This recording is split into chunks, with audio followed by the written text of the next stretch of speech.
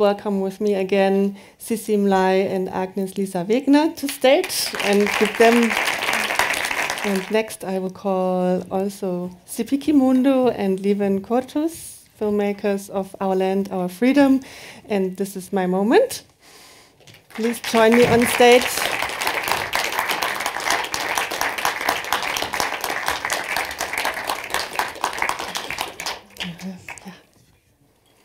And last but not least, Raul Bagofa from Miserio. Please come as well on stage and join us for our discussion. Thanks for joining me here.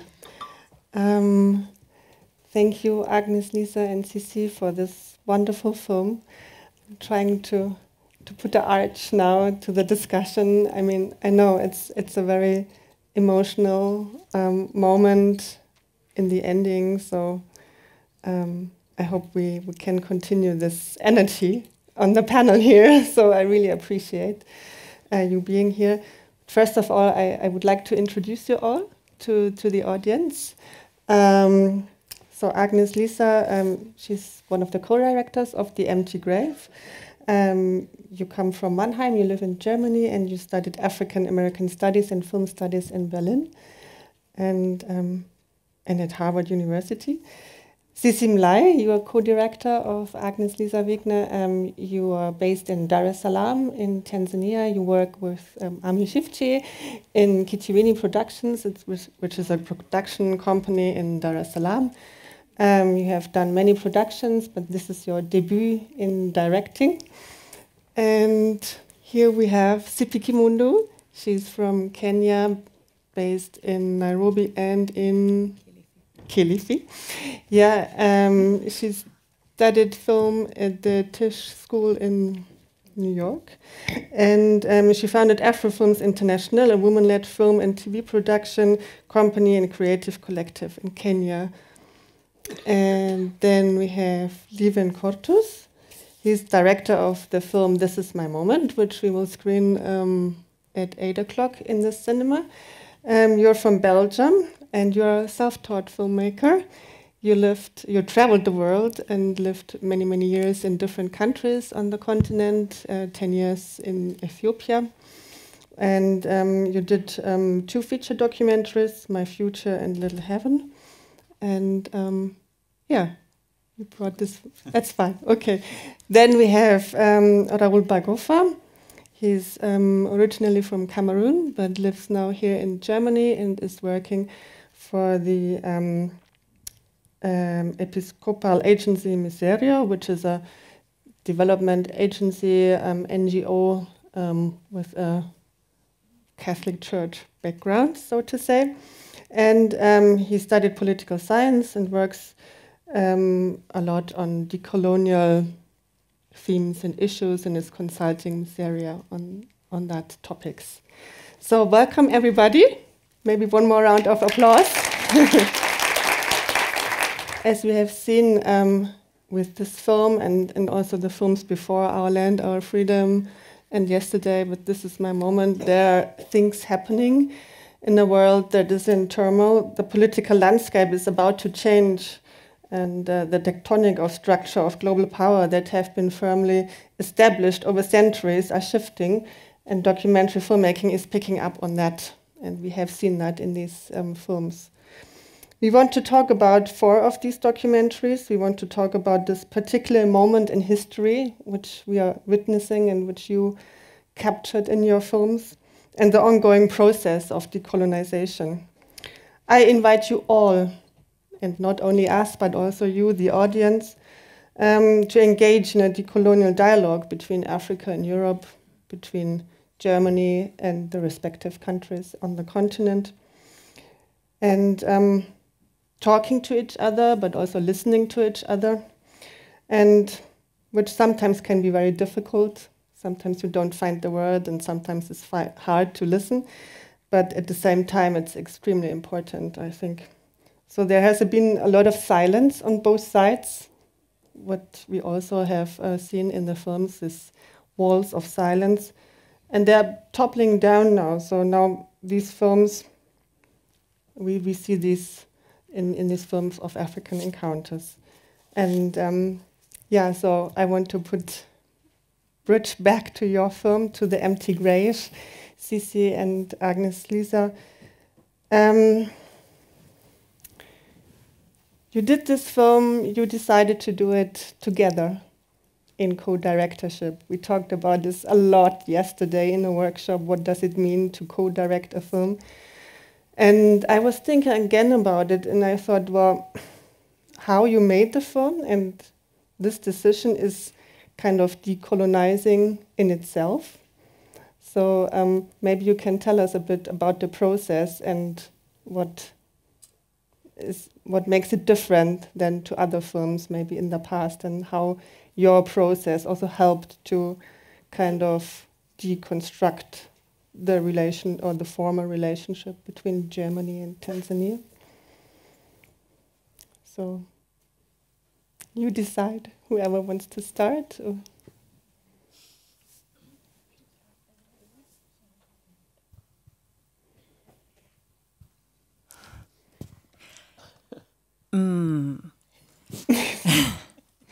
Yeah, so, I mean, we all know that for a very, very long time, filmmakers from Europe, including Germany, have been traveling all over the world to make films. And I did so as well with the film before this one, King Banza and His Daughter. It was a film about a man from Ghana who lives in Germany and his daughter. And I was the director. And we also traveled to Ghana to film with them there. We accompanied them on their joint journey to Ghana. And it felt, when I started to make this film, it felt natural and the right thing to do. And then over the course of making this film, it felt more and more awkward. And then especially when we were filming in Ghana and then in the editing room. And the editor of King Banza and His Daughter is here somewhere, Ulrike Tortora. Very, very nice to see you again. So this was an ongoing issue of, white German filmmakers making this film partly in Ghana without any filmmakers from there being included whatsoever. And I had this realization when I think towards the end of King Banza and His Daughter, I started thinking about working on a film or trying to develop a film about the issue of the ancestral remains. And it was very clear for me from that point on that this is a film that I could not and didn't want to make by myself. So before I knew anything about the story or finding protagonists or even researching, really, that's the first thing that I knew about my next film, that I would not direct it by myself, but that I also not just including filmmakers from the other country, so to say, but wanting to direct it with somebody and not having an assistant or people to help or fixers, but really creating this film together 50-50. And we're like completely equal from the, in terms of creating this, from the very start to the very end. We never made any decision without each other or without consulting the other first. Yeah, and so when Agnes approached us in Dar es Salaam, the production house is called Kijueni Productions. We very much wanted this to be a partnership where the creative control was also equally shared. So we had the producer and myself, and including other filmmakers who we would also have part of the team in Tanzania, because it's also about that process of bringing on board people who are working within the ecosystem in your own home countries, because part of the problem also with this question of dynamics of power, especially in film, is that we become fixers and accompaniers to filmmakers who are coming from the West because we lack the infrastructure. And that's a question of like how much longevity can you spend in terms of like actually working there. And so this film was like highly collaborative. And we have our crew members that was a completely like mixed team, which was such an incredible process because I think you know, we felt that the communication between each level of team member from us both was something that was carrying the whole crew together throughout the production and post-production process.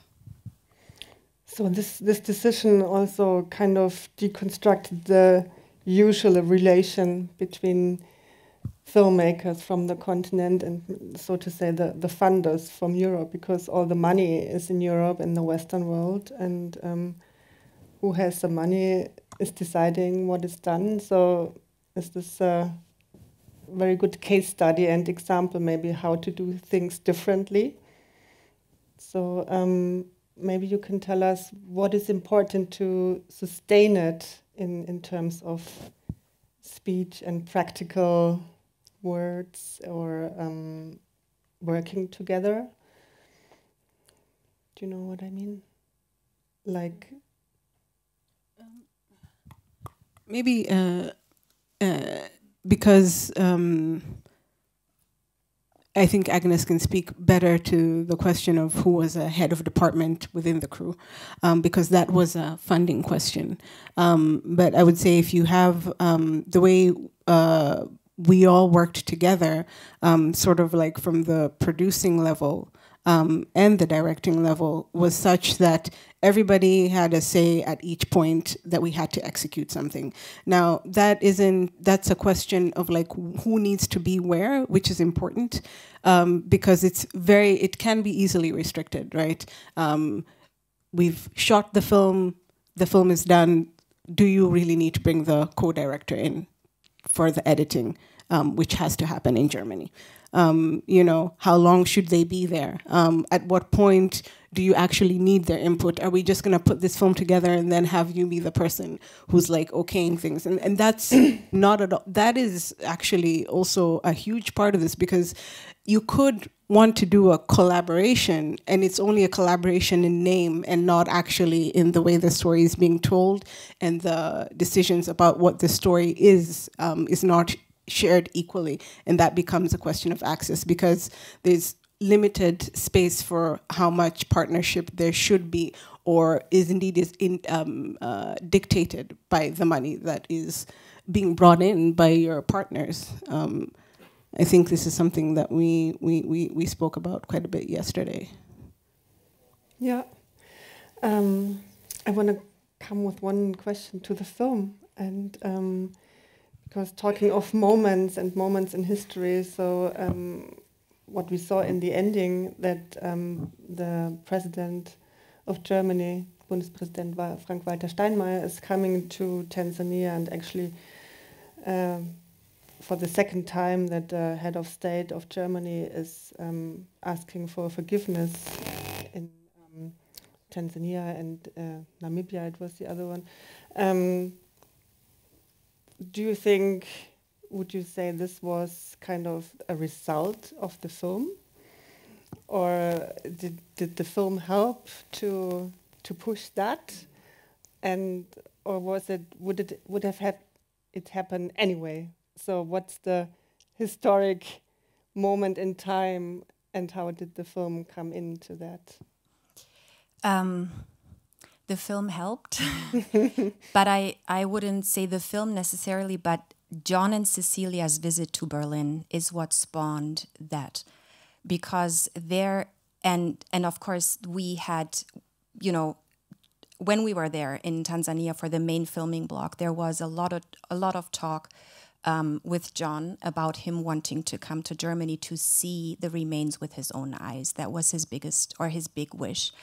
And of course, we supported the idea and then said, if that's what you want to do, we'll try to support you. So we helped them with finding funds, etc., for the flight, and then filmed with them. And their visit with Katja Keul, that conversation that they had, that's what. So she was very, very open, as I think we could see in the film, and she was so impressed by the two of them and the conversation that they had, that she, while they were there, John said they invited her, and it felt like, and she said, yes, I would love to come and stuff, and it didn't, and it felt like, okay, this is never gonna, let's, this is it's a thing of the moment that you say yes. And a few months later, we learned, so they were here in April, and then I think in September we learned that she is coming on November 1st of the same year. And then another few days later, we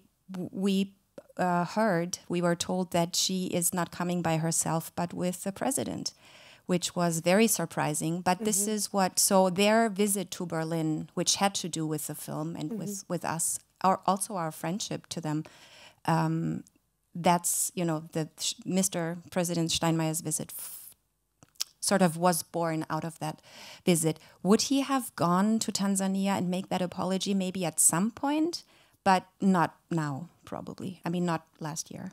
Yeah. You want to add something? Or okay. So I think I will come to Sipi, and we're going from Tanzania to Kenya, just the neighboring country. Maybe some of you have seen the film Our Land, Our Freedom at 11 a.m. this morning. But maybe you can also recap for us why are you speaking out? What you said in the morning, that there's also such a silence in Kenya, and nobody is talking, neither the Kenyans, nor the people, nor the government, about the atrocities that have happened by the British colonialists in your country. And but it would have been so important, and why you made this film. So maybe you can, just to get everybody on board, talk about this. Yeah, first of all, thank you. Every time I watch these films, they just make me so uncomfortable, and it reminds me of why I think we're making this kind of films. So our film, Our Land, Our Freedom, which I co-directed and co-produced with Mina Nanji, who's sitting right there. It's a story, for those who haven't watched it, it's a story about a Kenyan woman who is trying to find her father's remains, who was hanged by the British in 1957. But really it becomes an investigation into the British colonial atrocities in Kenya and what's happening in Kenya right now, because it continues, the issue of land, the issue of colonization, the remnants of it continues today. We gained independence 60 years ago. And no one was talking about this because, first of all, right after independence, there was a ban against speaking about it because the freedom fighters were called terrorists. And so they were very ashamed of having fought for freedom. And I think, and then they had said like everything was burnt down during independence. Every documents, they said like there was a big fire and there's no, existing documents to prove what happened. But slowly, a lot of documents have been coming out and like proof of what happened. And these together with when we started making the film 9 years ago, it was the first time a lot of people were speaking out, and it was very raw. And because they had the confidence that they would be believed now, because there was like some sort of evidence that people were speaking about it. And the first time we heard was in 2015 December. That's the first time we did an interview, and it was so raw, so emotional, that we knew that we needed to dig deeper and to be able to tell the story from the perspective of those who had never been heard, because the history has always been told from the British perspective. And even in schools, I was surprised that they actually knew something, but there was just no information. And we felt a responsibility to be able to say, okay, look at what happened from this perspective. And yeah, we made very, very big choices of why we told the story only from the perspective of the freedom fighters, and also from this family that continues to fight to get back land that was taken in the 1950s, because these people are still landless and still fighting till today, I guess, 60 years later. Yeah, so the issue of land is central to this dialogue, this decolonial dialogue. And if you want to talk about justice, and then you have to talk about land. So maybe you can elaborate on how the land issue has this big, this central meaning for the fight for justice. Yeah, in Kenya, the people were fighting for land and freedom. Land is so important, and also just the burial for us is like, land is where you get food. Land is where you're buried. Land is your pride. This is what your children inherit. So when the British came, they took the biggest chunks, the most fertile land, and put people in camps that people never speak about. I think the first camps were created in South Africa, but like kind of the legacy, like, yeah, we always just told, the British came, they brought Christianity, they brought this, but people don't really talk about the atrocities that happened with that. So when the colonialists left, a lot of the people who were displaced and whose land was taken away was never given back. And they continue to live in abject poverty, because I think for land, as we keep saying, that was like the economic freedom that they never received. So they fought, but they never got freedom, that economic freedom. And so they're still landless and really forgotten. And the idea is, if people could get back their land, they'd get back their power and their economic power, and be able to grow their own food and not become kind of independent. Yeah. Yeah, I mean, it's in a capitalist system where land and money makes the world go round, and then the former colonialists still possess the land and make money with multinationals. And as we see also in your film, that companies from Europe still possess the land and make a benefit with that land and with that history. So yeah, it's really funny. Like every time, like when people watch the film, they're like, "What is your government going to say?" And I think that's what everyone is so afraid of. Like, please don't put the government in between, because they will, because what happened is, after when we gained independence, the powers were given to the people who are loyal to the British, and the structures of colonialism never changed till today. And so everyone is always afraid, like, what will, like, let the government not interfere. And we are afraid the government will not be able to kind of stomach our film, but I'm saying it's the truth. It's facts. We did our research, and everything we told, it's painful, but it's true. Mm-hmm. Yeah. You lost it, I lost it. Yeah. I just think what you just said, the structures, it's very important to lay open these structures, and maybe a lot of people here, they don't know about it, how these structures are still working in Kenya, and how the power is related and the power relations are. So yes, just quickly, so a lot of the land still belongs to the elite. So a lot of chunks of land. But also, what is still very present in Kenya is the multinationals. The multinationals owned by huge companies. One of the ones that we talk about in the film is Kakuzi, which is owned, a big chunk of it by the royal family, which means Britain. And so when the people are asking for the land back, they're being told, stop. Yeah, but they're saying, but what about the people like the politicians, the big government officials, everyone else? When they ask for land, it's okay, but all the poor people whose land was taken or never given back, it's a problem when they speak out. So where is the, it's it's about access, and then I come to Lieven talking about access.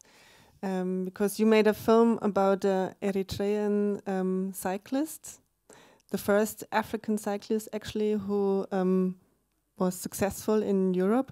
So maybe you can tell us why, well, the title of your film is "This Is My Moment," and maybe you can elaborate on why is it now that Binyam Girmay is so successful, and how did he get access now to this very wide system of cycling sports in Europe? The title from the film comes from an interview of him. They were interviewing him, and he said in an interview, "This is my moment." So that's why we call the movie "This Is My Moment." But it's true. When Bini, I met him when he was 17 in Rwanda, in Kigali, and he wanted to be a professional cyclist. But as we know, there are not many black cyclists. And his dream was of the Tour de France, but at that time, when he was 17, only 4 black riders did the Tour de France. That was a huge... For him, he knew it was possible, but he told me, in the beginning, I didn't even know that black people could participate in the Tour de France. So, and after a while, we started realizing, okay, maybe he can sign a contract in a European team, because he's really good, like really good. But in the beginning, most teams are in Europe or in the US or in Australia, and they were very hesitant to give him a contract. I think, but they never admitted, only because he was from Africa. Is it? Yeah. But there are many, sometimes you can say we understand why, because the visa is not easy, the cultural difference is not easy, the step to live in Europe, if you're 17, 18, it's not easy. But the good thing is, after a while he did it, we went to Europe, he signed the contract, and now we see that more teams are open to sign riders from Africa. Like he won a big race 2 years ago, and after that, 6 or 7 riders signed the contract, and at the moment there's the Giro d'Italia, and there are 3 Eritreans in the Giro d'Italia. So it is changing. I don't say it because of him, but he helped change it. Yeah, and you documented it, and do you think there's a special time for that now, or what made it happen? I mean, is it special persons who are in certain decisive positions, or is it just more openness? There's more openness. There was also a push from the UCI, the International Cycling Union. It's like the FIFA of cycling. They helped him to come to Europe, because they give him a contract to get the visa, and at that time they created a group of cyclists, not only from Africa but also from Asia, from Latin America, from East Europe, to go to a cycling center in Europe. So there's a push, but I think the push comes also from the society. That I think they felt guilty that there were not many African cyclists, so they created this group of promising cyclists, and that made it happen. Yeah. When did that start? Was it's that no, 5 no, years ago? No. He was one of the first to come to Europe with it, like the second year. So maybe they could do it earlier, but I think it was a push because society is changing, so that's why they created it. Thank you. I think that's a very interesting development. Now I want to come to you, Raul. Maybe you take the mic. Yeah, so you are working for Miserio and consulting this organization also in terms of decolonization and what they can do in terms of having a good working relationship with their project partners on the ground in the Global South. So can you tell us a bit about your work and what that entails this consultancy. Thank you very much. First of all, I would like to point out two key elements for us. The first one is that we have seen different films, and it was a history of suffering and pain and difficulties. But it is, and that is the second point, it is really interesting to see that it is not only about suffering and sorrow, but it's about fights and people who are resisting and successfully resisting, and that is one key element in our work, and to make sure that when we talk about these parts of the world, we don't only see problems, difficulties.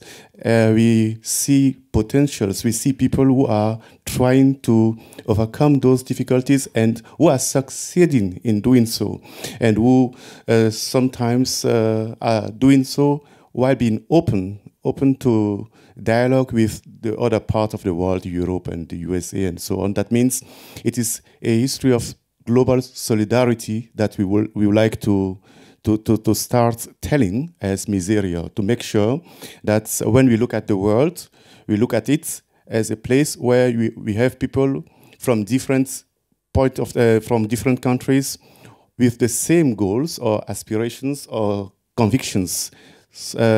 Injustice is not acceptable, and it is not important only to focus on injustice in Europe.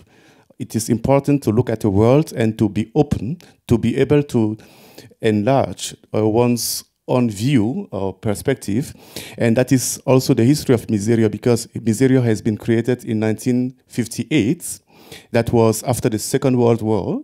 And it was created because someone stood up and told the history of Germany, and reminded people that Germany also benefited from other people and from the solidarity of other people. That means it is important not just to be thankful, but also to be sensitive to other people and their situation.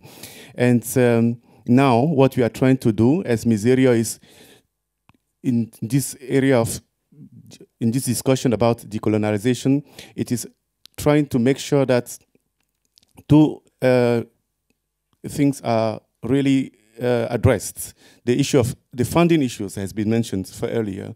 How can we make sure that it is not an element that prevents us from being able to listen, to understand that we have to unlearn something, to relearn new things. And that means to be able to listen after a period of history where people who were here, or the organizations who are based in Europe, haven't developed the capacity or the ability to really listen. That is point number one, how to make sure we can develop that ability to listen and being able to understand that those who are ready to share their history with us are also given. That means they're not only people who are taken, they're giving us something, they're giving Germany or Miseria something. And partnership for us means give and take. It is not one-sided. And it is important to notice that the notion of partnership has been used during the colonial periods. That means we have to be careful when we use it. There is a well-known Nigerian author, Chinua Achebe, who reminded us that there was a British colonial governor who defines partnership like this. Partnership is the relation between a horse and his riders. That is an image that is it is at the center of our work, because it is an image that we would like to overcome. Horse and his rider, that means there is someone who is upstairs someone who is downstairs. There's an animal, there's a human being. That means someone who is not granted his full humanity. And the debate now is to make sure that we are all human beings and we have to look at each other or one another like people who have something to say, something to listen to, something to learn, something to unlearn, something to relearn. And that is the process in which we are engaged now. Yeah, thank you so much for that.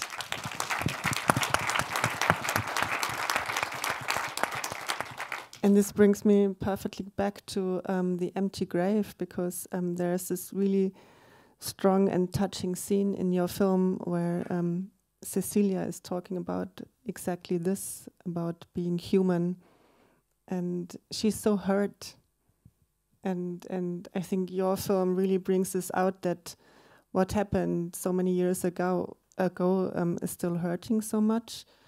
Talking about also Ernest, the transgenerational trauma. And what do you think? I mean, you just started this conversation in the communities in Tanzania, but what still needs to be done? I mean, you made this film, but this goes so much deeper, this pain.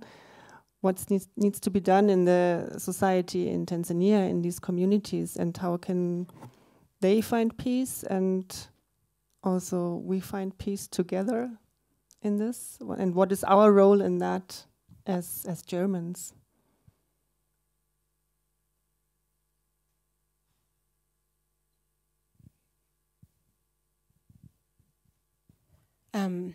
Sorry, I just it's I think it's very present, obviously, for the communities, and we highlighted two families. There's thousands of them around the country who have been impacted and would like their loved ones to be returned. But over the course of time, unfortunately, there's also been a fracture in our understanding of our own history as a country. And I think this film could be a way in which, one, we're bringing about more communal effort for the communities that exist around Tanzania, who have been quite fractured and are not yet as unified as they could be. And that would be like creating a grassroots movement would be wonderful, because then it will help them push the policy within our own country. But also, I think it's going to allow us to bridge a gap between those of us who are here now and feel very removed from that history. And I think it's something that Zippy and I have spoken about, because I think with the films, the one thing that for me was very touching was that we're looking at the same generation of hurt.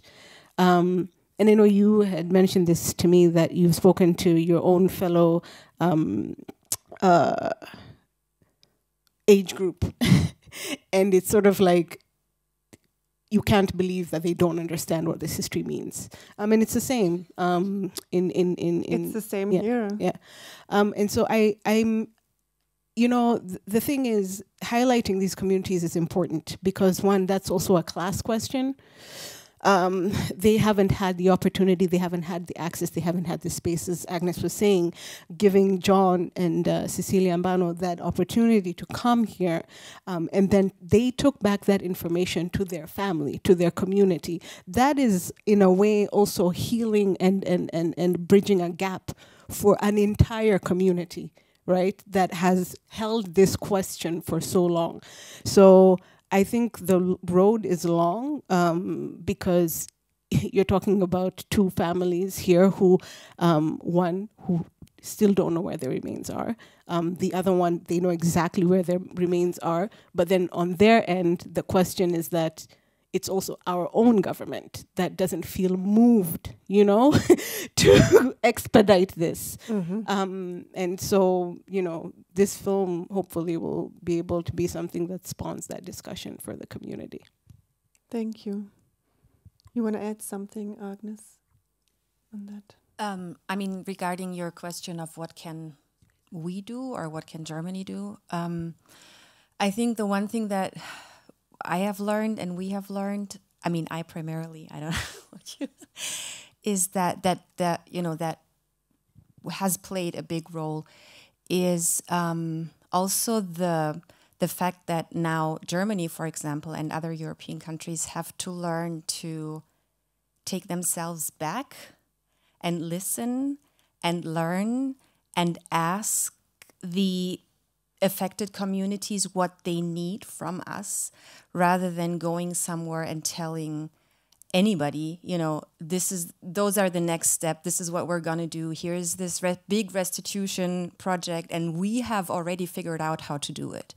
And this has been done for the last few years and decades, that Europe was very, what's the word?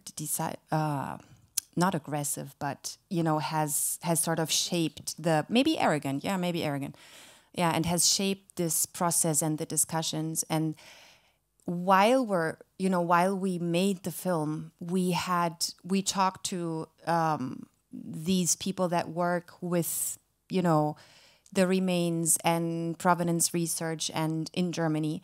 And we have observed, even within the 2.5 years, a change in that. So that in the beginning, some of these wonderful people have said, you know, we're ready. Germany is ready to give everything back now. And now we're like really not sure why Tanzania is not ready to take it back, ready to take them back. And then now we just had a meeting in February in Berlin with some of them, and they said, you know, they talked completely differently and said, even though we'd be ready, we have understood that just because Germany is ready to return everything doesn't mean that we can do it tomorrow. But, you know, this is complex and things have to be figured out on the Tanzanian side. So this, I think, is something that we can do, is to be patient, be available, you know, listen and learn and have this open dialogue that we've been talking about.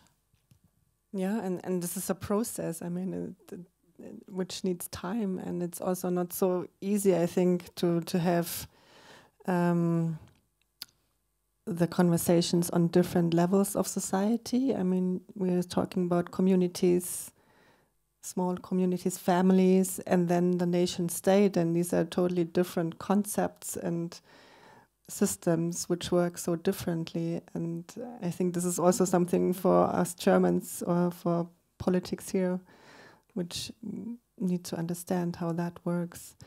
Yeah, what I'm sometimes a bit confused about is that, I mean, I have been in Tanzania many years ago, and always talking about Germans, it was always appreciating. There was no bad words about, people didn't talk about atrocities, like as you say in Kenya. It was not very much talked about. And do you think there also you started a conversation, a dialogue now within your communities, or is it also happening now from them more and more, or is there a moment that things are changing there by themselves? Or, I mean, your film is just a small piece of it, you said. So what do you think, what is happening in Tanzania in the next years? I think on the question of just historical remembrance, I have to say it really depends on where you are in Tanzania and which generation you're talking to. Because I think, remember, we had the German colonization and then the British came. And with most communities, most people, the one that they will speak of the most is the German time. Whether they're speaking about it well, which... you know, that's a question of also your positioning in if you're an elite or if you're a regular person, and also it's generational now, where a lot of us have moved away from our home communities, and we live in cities, and there's urbanization and modernization and the whole capitalist system, and you want to be modern. You know, we are moving away from this. So there's a disconnection, and the state is very much part of that in Tanzania. I mean, we had instances where we couldn't go to sites that are important to the community in terms of remembering these heroes because they're under state surveillance, you know. Getting to the caves was always a struggle. We had to see the brigadier general of the army of Tanzania to get access. Oh my God. Yeah. Okay. And so, like, you know, you see these barriers that are being created by the state in and of itself for these communities to go to a place that actually gives them connection to that past. They don't have the remains of their loved one. They have this place where they believe they can connect to him because it's the last place where he was seen. People still go there and pray. The forest there is actually sacred. You know, that's something that Maria, John's aunt, told us, you know. So it's all of this is a very complex question as to who's allowed to remember what's remembered, and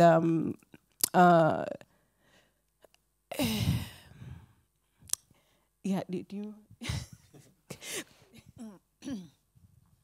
I just want to add to you, Barbara, it also matters who's asking. Mm-hmm. You know, I think Cici hears very different things than I hear, mm-hmm. or that are being said to me when I'm there, so that's also a big factor. Yeah, that's very true. And also, there's already a comment from the audience, and that brings me to you, actually, because I would like to include you in our conversation now, because from my perspective, from my school education, we did not learn much about this, about our colonial history in relation to Tanzania. So, yeah, I wanted to know how you feel about it. Are there any comments, or you want to add something to this conversation we're having up here? Is there anything, or yeah? The initiative. Wait, we have a microphone.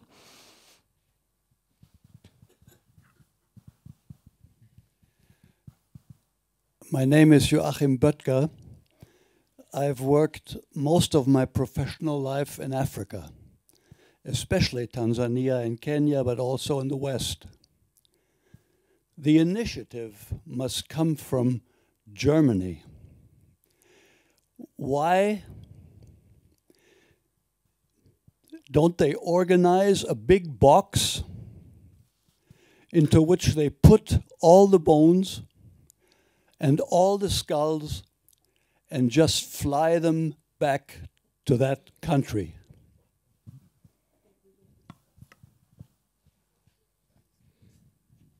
Okay, sorry. Is that a question or a suggestion, or? No, I said why. Why? Why don't they? Do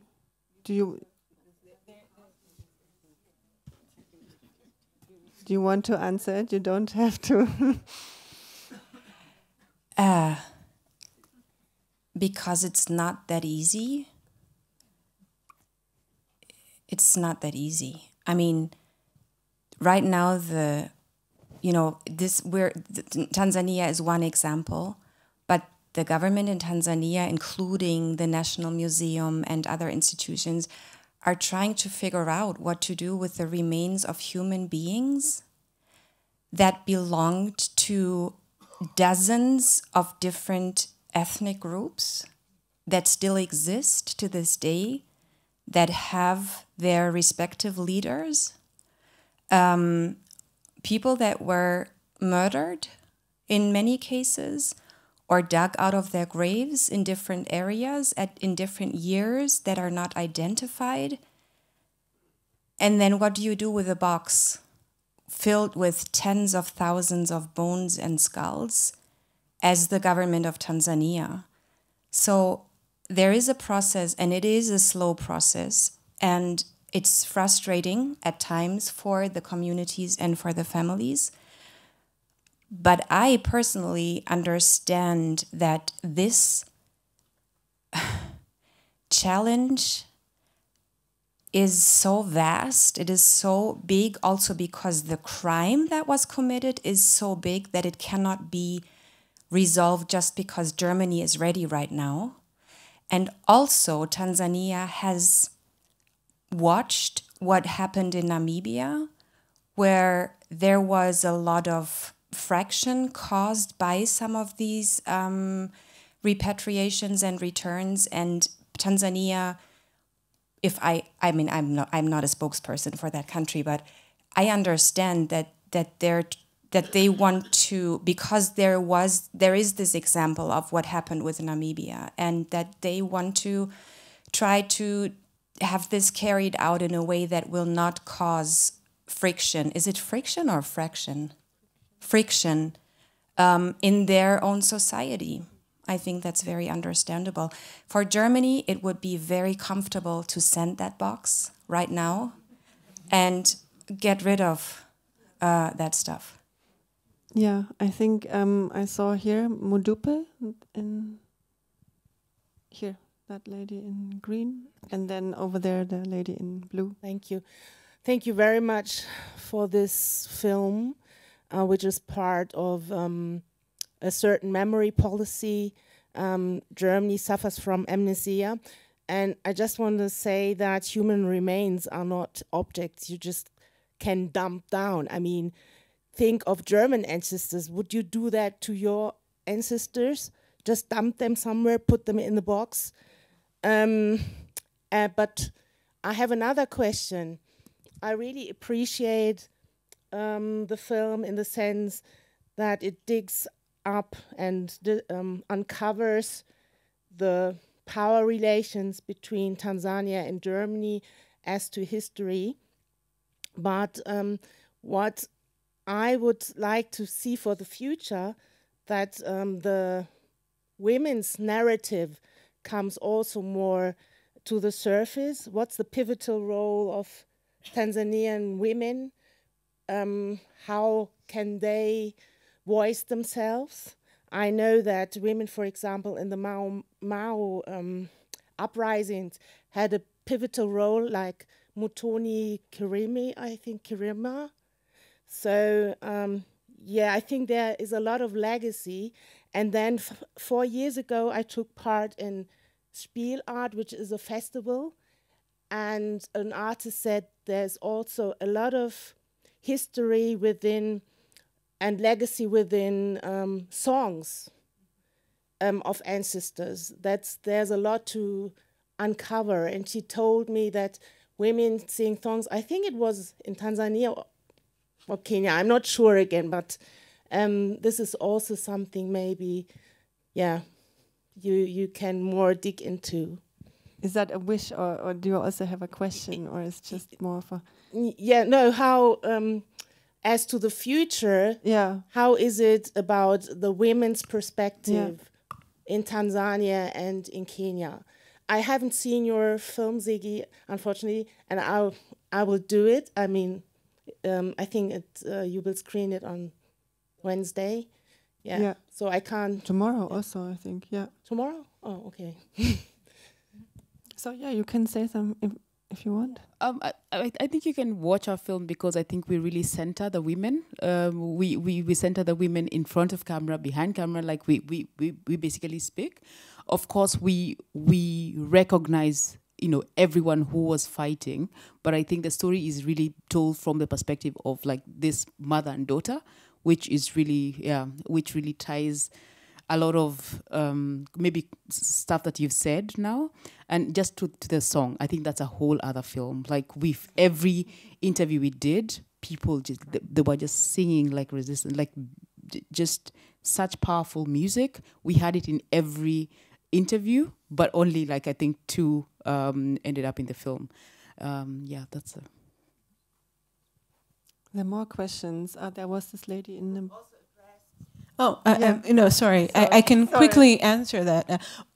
Our film was focusing on two families who had resistance leaders, and they both happened to be male.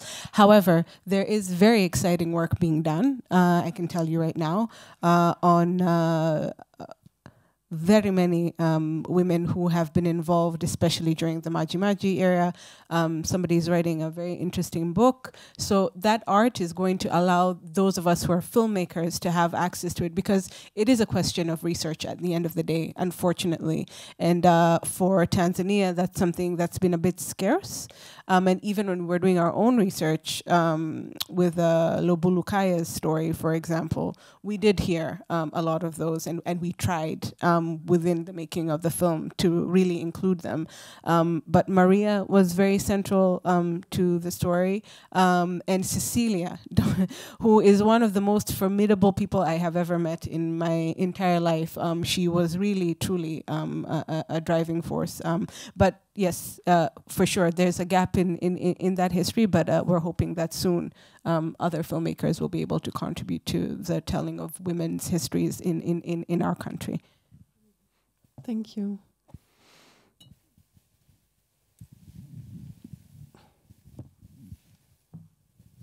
I just want to thank you for this very, very impressive movie. And you said it's very important to learn for all of us. And what I have learned today is that every one of us can make a change. Like those two, they went to Berlin and something is starting to change. And I think this is what your movie showed in a very, very impressive way. And also, I learned from your people how to get over trauma. That's what you do. The families in the film, they cry and they express the trauma from their ancestors, and that's very impressive. Thank you.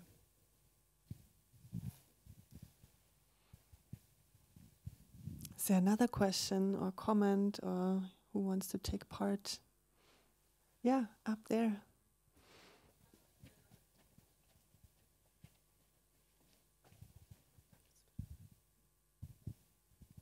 Yeah, I also just want to give words of thank you. I'm here with a group of students from anthropology. Anthropology is doing a lot of this research, and yeah, just to say thank you also from our side. Maybe you have a question. Yeah. A question? One more question, or we go back on the panel? Yeah, there's one. Microphone from here. From this side now. My name is Alex. This is maybe a more practical question. Have you shown this movie in Tanzania as well? And if not yet, what would be a good way to really bring this movie also to the communities, not only to the big movie theaters in the suburban centers? So no, we haven't shown the film yet, but yes, our impact plan for Tanzania is to first take the film to these communities, both in Meru, Songea, and then we will be taking the film also to the parliamentary center. So it's going to be a community-led impact campaign where the families will be involved in each of those screenings, because they know their own communities, they have their own organizations that they have, their own networks, but we also are hoping that it's going to be a way in which they can also meet policymakers and make their demands with them. And hopefully the story is going to be something that opens that conversation and gives them that connection. Can I add what I learned from you, Cici? I mean, one of the million things that I learned from you is that also a lot of people in Tanzania don't know that their ancestors were taken away in that way. So one of our hopes also is that some of the community members, when they will see the film, that will start conversations within communities and families so that more people learn about this history, and maybe also the opportunity to search for their ancestors' remains. Thank you so much for that question, and it brings me back to to the panel and to a question from my side as well, that impact strategies. So the work has just begun, kind of. The films are out now, and so you're saying you're doing an impact strategy or impact screenings in Tanzania. Zippy, you are planning the same, and in that. So your films are, and your protagonists, they are role models.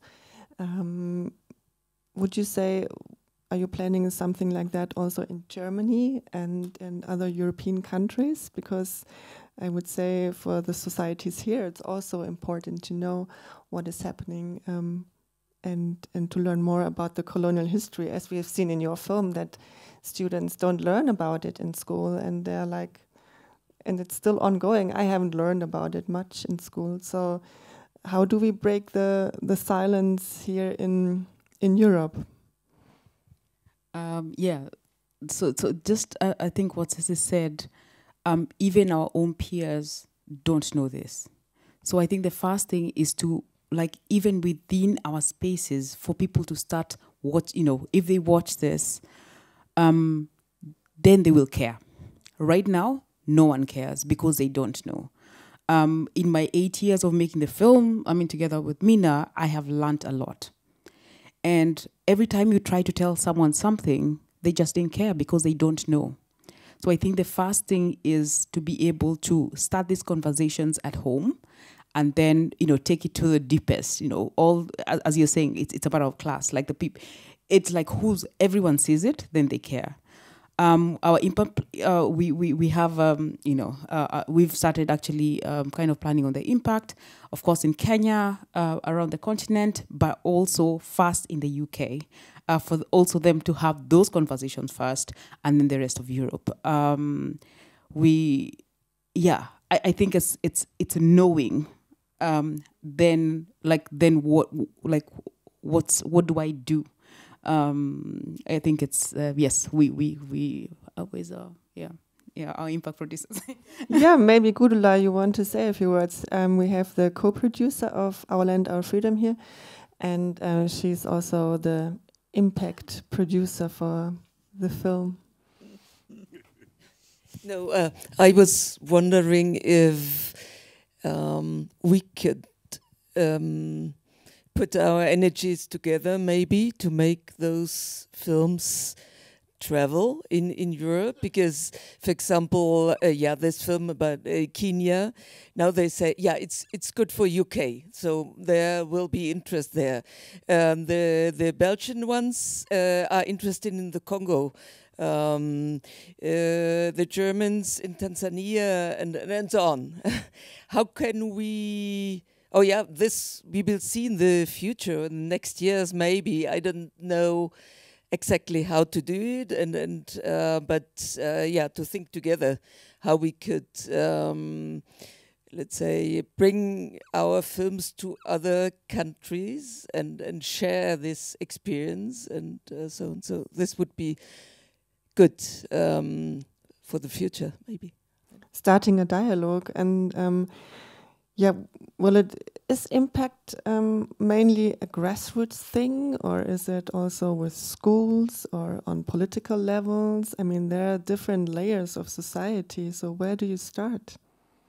I think it has to be on all layers of society. Of course, the grassroots to care, the kids in the schools, in the universities, then policymakers. We want this to be integrated into the education system because then they learn a different type of history. So I would say it's like in every level that everyone can see, to change policy, to just know, to appreciate, to give back, land to those who are dispossessed. Like at every level.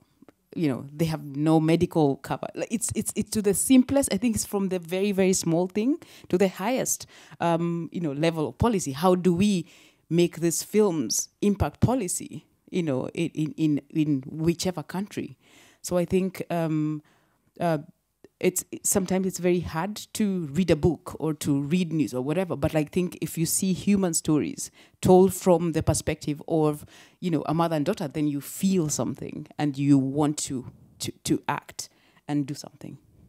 Yeah, it's very nice that you're mentioning this, because we always talk of the documentary film as the art of the hour, because it's the real world, it's facts, but it's also feelings, emotions, and we have this empathy for the protagonist, for the other.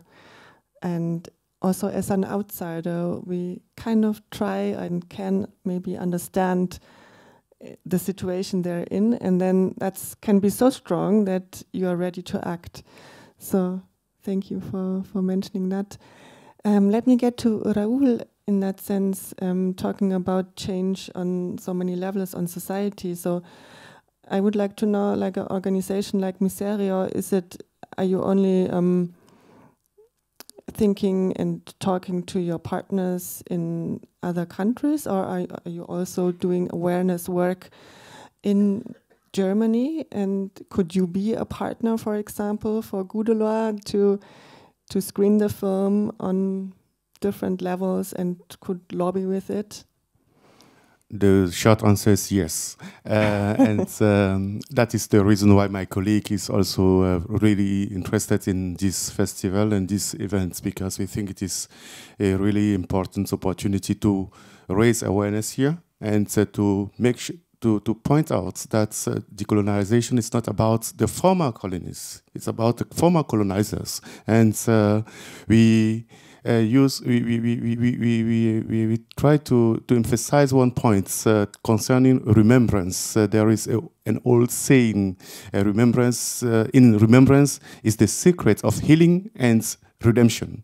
And it's not only about the former colonized people, it is also about the former colonizers.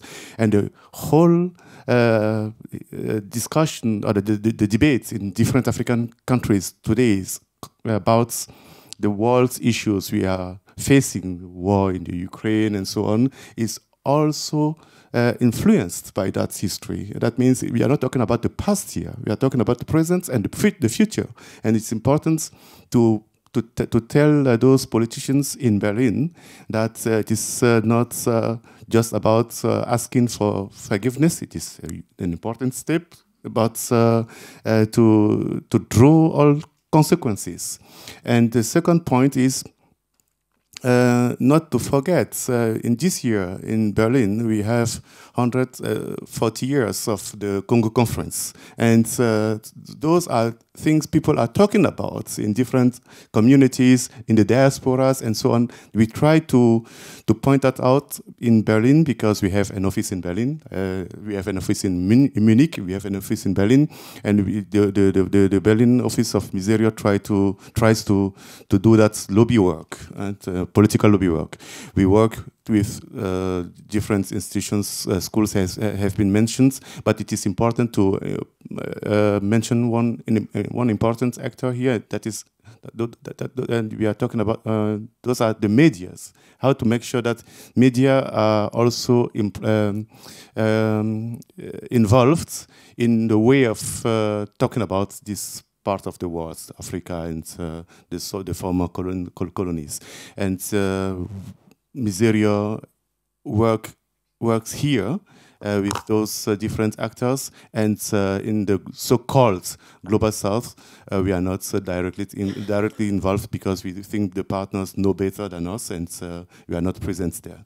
So our work here is to raise awareness, to try to lobby politicians to make sure that such films are known and available and accessible. Mm-hmm. Thank you so much. Lieven, maybe to you, when I hear the word of the media, the role of the media, and we see it very nicely in your film, that the media is also part of the problem, still the structural problem of continued racism, if I may say it like that. Yeah, so maybe you can tell us a bit about that and how Binyam Girmay and also maybe your film could help also to explain to the system of media how things work now. Yeah, what struck me with this film I made was that among the cyclists, he never got questioned. They were happy that he was there. Mm-hmm. But the journalist always asks the question, did you start cycling because of poverty? Did you start cycling because of this? The cyclists themselves, they were never asked him. They were like open to him, but yeah, the Western media was, I don't know why actually, but they thought that he started cycling because he was poor, yeah. We got it many times. I only put it one time in the movie, but it was in the beginning the main question. Yeah. And for me it's important that, because like the outreach, that we and for him it was important that we screen the film also in Africa, because maybe he doesn't like it, but he became a role model. It doesn't fit him really, because he's a bit timid, but he started to understand. And like next year, we have the first time the World Championship cycling is in Africa, being Kigali in Rwanda, and yeah, he'll be the face of it. And for him, and the first thing he asked me when we start filming, will it be on Al Jazeera? Because it's the broadcaster that they know, and it's known in Ethiopia and it's known in Rwanda, so. It will be on, it will be on Al Jazeera. Yeah. So. Yeah, thank you very much. But what I want to say is to my friends here, schools. I made a film before, filmed in a huge refugee camp in Kenya, and we screened it in for I think 100 schools in Kenya and 100 schools in more. Yeah, schools are very open to it. They need films, I think. Yeah. I wonder sometimes why colonial history and these topics are not part of the curriculum in schools. Maybe there are some teachers here who could clarify to me. No, I think this is a big topic which also needs to be tackled. But I think a film can help it. Like if you go with your film to a school, they will screen it. Yeah. They like to show films. Yeah. So maybe one last round of questions from the audience, if there are any questions. Yeah, there's one in front here. Here, the lady in red. I'm not I haven't seen your film, so I don't know if it's the right question to ask. But it seems like Europe was a colonizer for Africa. But now, how is the relationship with the Chinese companies to Africa? Is it like you feel the same about the relationship? I mean, I know it's...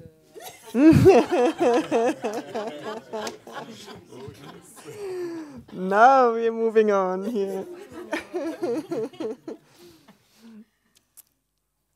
Who wants to go first?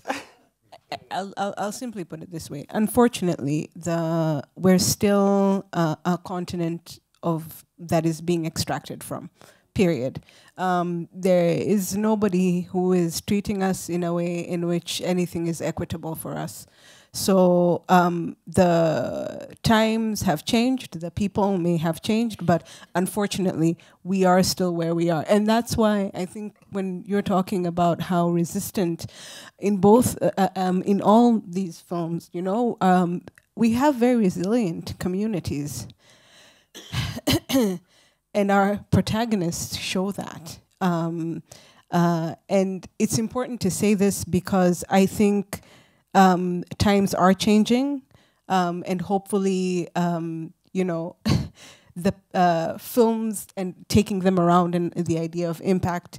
This is a small thing, but it's huge because the erasure of our history, even our understanding of it, is dangerous because then the same cycle is repeated over and over and over again. And so hopefully, we're in a position where we're opening a little bit of a window, and hopefully these relationships will, I would like to say that, but, and I will say in hope more less than in expectation that that's going to happen, but that was... Yeah, I wouldn't add much more. It's something that I'm also researching, but you can see it everywhere. There's just a lot of, I don't know what to call it. we can have a conversation outside, but I've been looking into this a lot, and as you can see, it's like what you're saying. It's like a continuation. It's like the colonization didn't really stop. It just continues in a different form, and we have so much debt. Like this, we just increase debt. We just borrow more. We have just more companies coming to extract things. Our water, our every aspect. You see, like I live in a town where you just see like a sheep always just like going to get every day. There's a huge sheep just taking things, whether it's stone or something for construction or like fish. It's just like literally like I see it like every day. So this is a whole like other conversation, and it is just from like anyone who can come and take, and also like as our governments, we have to they have to do something for that to stop. Otherwise, there's just a lot of taking. I know you have a lot to say about this. Oh. No, please jump in. Yeah. No, I think it is quite clear, yes. The extraction continues, and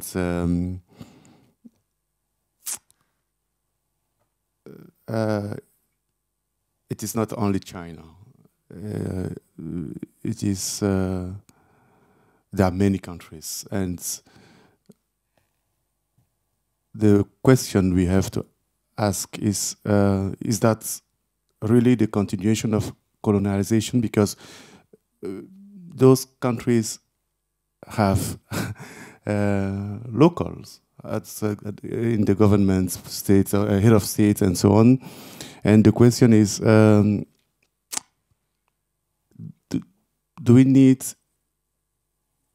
another world for what is going on? I don't know. What I know is, the extraction is continuing in Africa.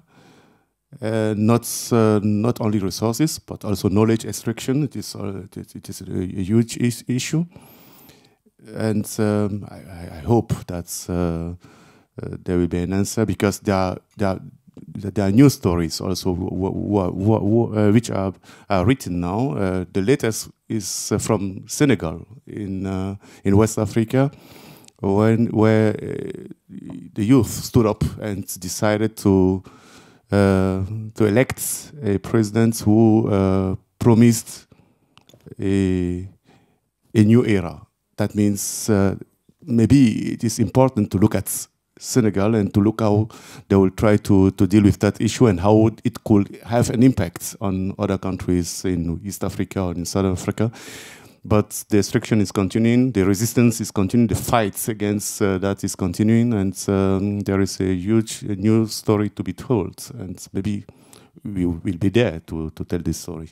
We would like to be part of that story, and that is the reason why we are looking for such stories. And as I said, the latest one is from Senegal. Look at Senegal. More questions? Yeah, there is one more. Oh, here auch. Okay. Sorry, I only saw you and now.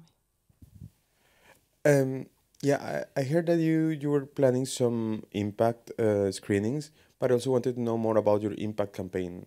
What is, more or less the strategy? Do you want to talk about what's happening here? So that we can as far as the screenings and impact campaign in Tanzania, we don't have dates yet. We're working on it. I mean, especially Kijiweni Productions in Dar es Salaam is working on it. As far as Germany, we have we're here now and we have 2 more screenings. We're traveling to another festival, and then the whole month of May will be on tour with the film throughout the country, and then May 23rd is the cinema release date. And we are very excited that we have a big number of cinemas throughout the country that are showing the film. I think we're now at 47 cinemas in Germany that are starting on that week of May 23rd. And then we have a few. I mean, the issue of schools is also very important. I completely agree. Is very important to us. So that's definitely something that is already been in preparation. That there will be screenings at schools. And one thing that I'm really glad about is that the film will not just be shown at schools and to students, but there is a whole, how can I call it? There is a whole, I mean, so there is material for the teachers and schools that will accompany the process, because you cannot just show this film to students and then leave, but it has to be accompanied by, and this is already finished. Yeah, that's finished. Did you do it or? No, so our distributor, Salzgeber, is it's an amazing distributor because they're great with very sensitive films, and they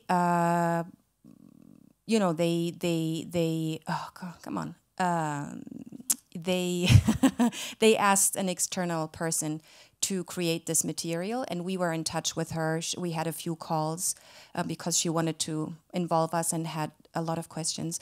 But this is just in the final stages and will be going out soon. So that's something that we're really, really glad about. Amazing. Sounds really exciting. Yeah.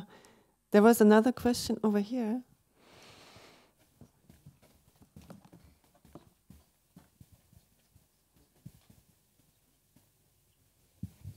Thank you for the film. It was interesting. Mine is just a comment.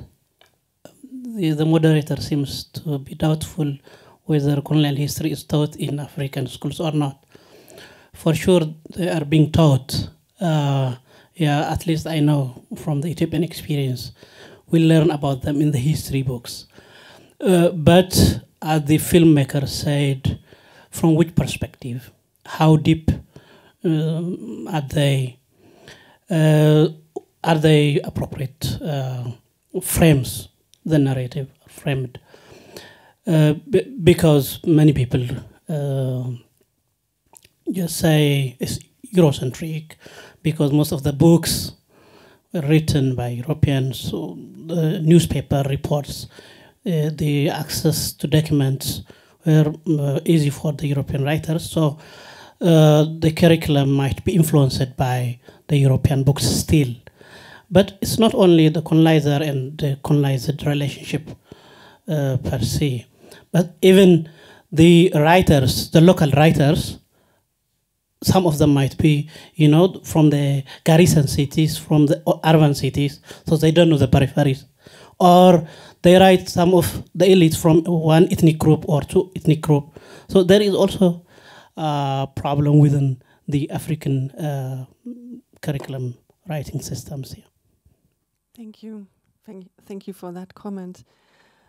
I think, is there a final question? I think we have talked a lot. Otherwise, I would come back to the podium and you have a final comment, maybe about a moment or what you wish for the future and or what we should do, what comes to your mind.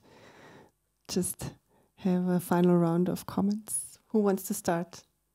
This end, that end? Raul? You need a mic. Yes, just I only one wish to see us do this again next year, maybe. I think it is.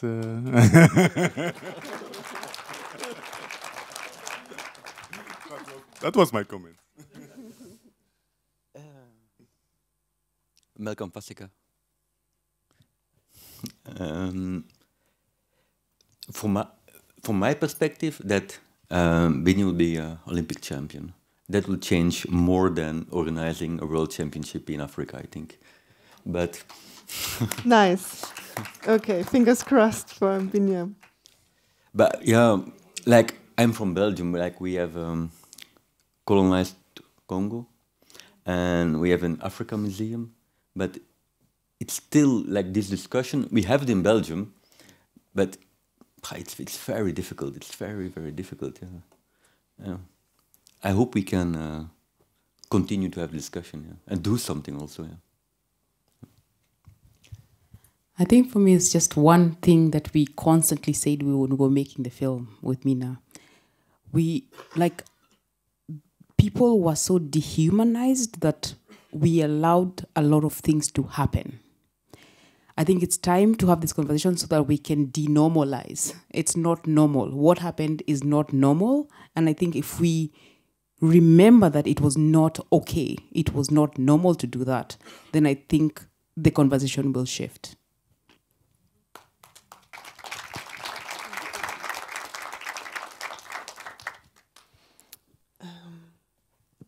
Yeah, Sisi.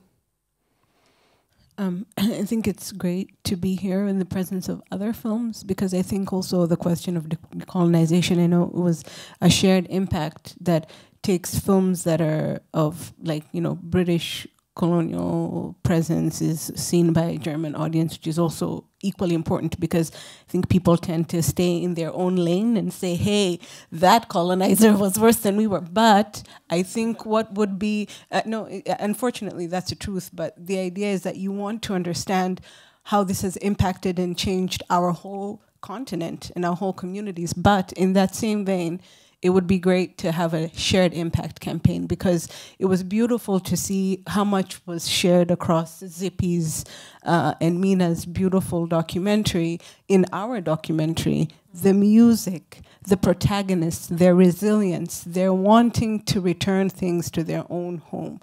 I mean, there's nothing better shared than that, and I hope that that's a cross-border collaboration, because I think that would offer a lot of healing, not only for our community members, but for the history that lies between our countries.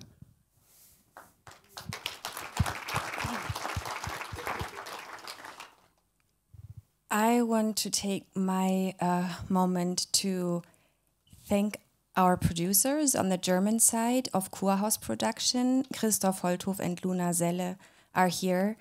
And I thank you so much for hand in hand with Kijiweni Productions for making this happen and to allow us to do the work that we felt like we needed to do and the way that we thought we needed to do it.